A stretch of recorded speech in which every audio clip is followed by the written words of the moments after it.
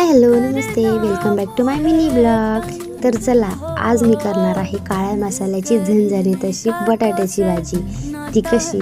ती अशी अशी म्हणजे कशी? पूर्ण व्हिडिओ पाहायचा असेल तर नक्की मला कमेंट करा। आणि कुठल्याही काळ्या मसाल्याच्या भाजीसाठी अगोदर द्यायची असते तेलामध्ये फोडणी लसूण आणि खोबऱ्याची। ते जर नसेल तर भाजीला टेस्टच नाही। याच्यामध्ये मेन रोल होता मसाल्यांचा, आणि ते मसाले म्हणजे कांदा लसूण मसाला, एव्हरेस्टचा मटन मसाला, आणि महत्त्वाचं म्हणजे लाल मिर्च पावडर। ती जर असेल ना तर भाजीला खूप छान तरी येते आणि भाजी खूपच छान होते। नक्की ट्राय करा अशी भाजी। तुम्हाला जर माझी पूर्ण रेसिपी पाहायची असेल तर मला कमेंट करा, माझ्या चॅनलला सबस्क्राईब करा, जेणेकरून पूर्ण व्हिडिओ तुमच्यापर्यंत पोहोचत जातील।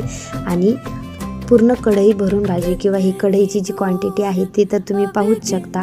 याच्या अगोदरच्या व्हिडिओमध्ये पूर्ण पातेलभर खिचडी भात केलता, तो पण खूप छान झालता। टाटा बाय बाय, भेटूया नेक्स्ट ब्लॉग।